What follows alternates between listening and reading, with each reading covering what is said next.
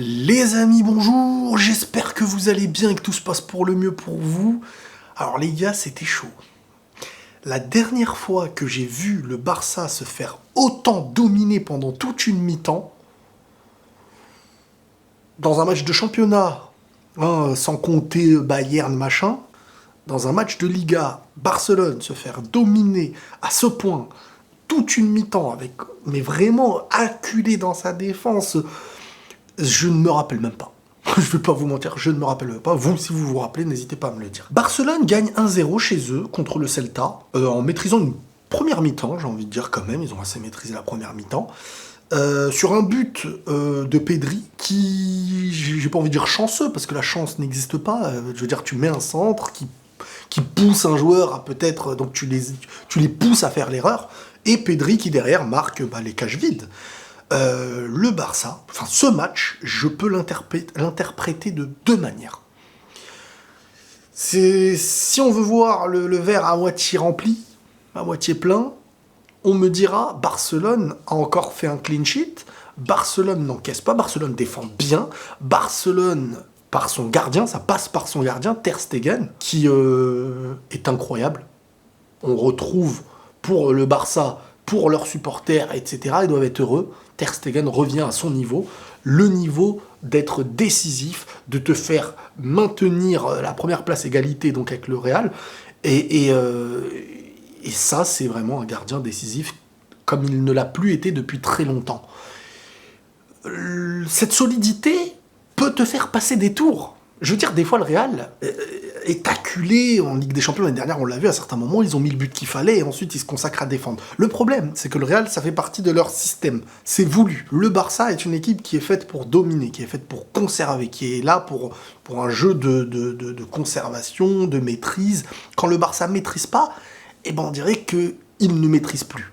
Je veux dire, le Real, parfois, maîtrise sans dominer, en étant un peu dominé. C'est pas une maîtrise. Enfin, c'est savoir se préparer à une chose. Je pense pas que Xavi dit à son équipe on va, les gars, à certains moments donnés, il va falloir qu'on tienne un score.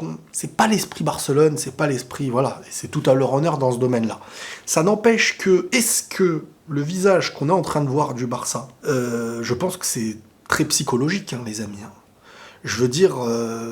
ils sont pas dans leur période de plus grande confiance. La semaine dernière, ils te perdent un match contre l'Inter qui en plus a dû jouer sur les nerfs, l'énervement, le sentiment d'injustice par rapport à tout ce qui a pu se passer. Ils arrivent en se disant, purée, on est à 2 doigts de retourner en Europa League. Avec tout ce qu'on s'est mis dans la tête, avec toute la reconstruction qui a été faite cet été, avec l'espoir d'aller tout conquérir, on risque de se retrouver en Europa League si sur un match, on fait les idiots.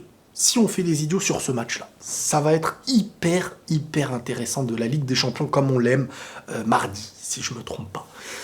Donc, est-ce que c'est cet aspect psychologique? Et puis, encore une fois, je reviens sur un gars qui m'a dit un truc, un abonné, c'est intéressant, c'est pas faux. En fait, j'y crois pas trop, c'est cette Lewandowski dépendance qui pourrait exister au Barça. J'ai envie de dire non, parce que c'est un collectif, mais ça n'empêche que quand Lewandowski est fantomatique, c'est sur tous les matchs où Lewandowski a été fantomatique que Barcelone est vraiment en difficulté et que à côté, ça n'a pas fait la différence attendue. En parlant de Lewandowski, les gars, ça fait quand même 3 matchs là, je crois.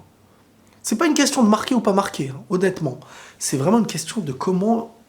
Alors, est-ce que ça y est, ils ont réussi à l'étudier en Espagne ou ça y est, ils le mettent dans un système où il n'arrive plus à s'en sortir? Il est étouffé, il est très fantomatique. Et tu sens que Lewandowski, là, alors encore une fois, il vient d'arriver au Barça. Ce n'est pas parce qu'il a fait des trucs de ouf que, ce n'est pas sa première saison. Et il y a des moments...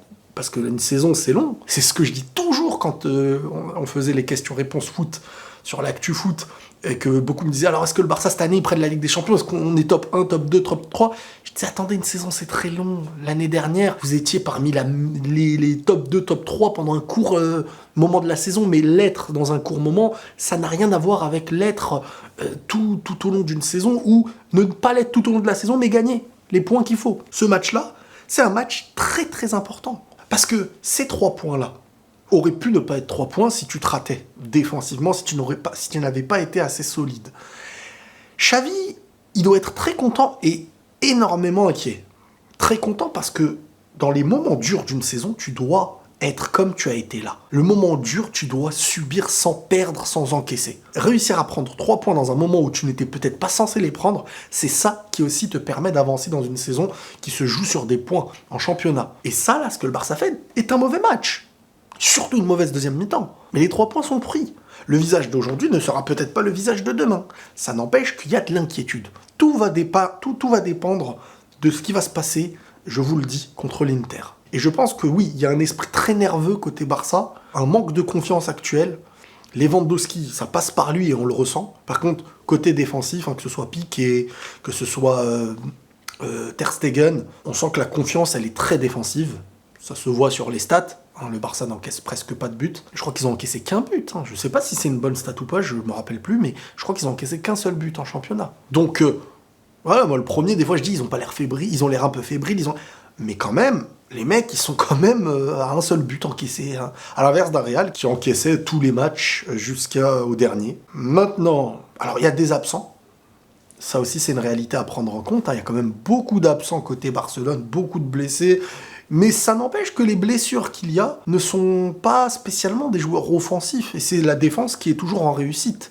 Donc, il y a aussi ce poids. Je pense que, comme on dit, la domination commence par derrière. Et c'est sûr que Araujo, Koundé, etc., t'avais quand même quelque chose de plus rassurant. Ne serait-ce que sur le point de départ des actions était beaucoup plus rassurant, beaucoup plus de pression sur les attaquants. Ce match-là, vraiment, un but encaissé par le Barça n'aurait pas du tout été honteux. C'est même choquant que Celta n'ait pas marqué. Mais c'est sur ça que tu prends des points importants. Parce que dans une saison, que tu sois le City, que tu sois le Real, le Barça, le Bayern, etc., des moments difficiles, t'en auras.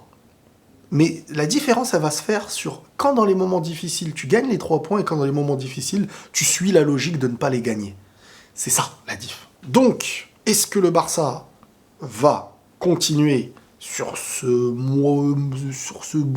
gribouillis ou est-ce que le Barça va se préparer pour le match de sa saison la semaine prochaine, dans 2 jours, et là, ils vont...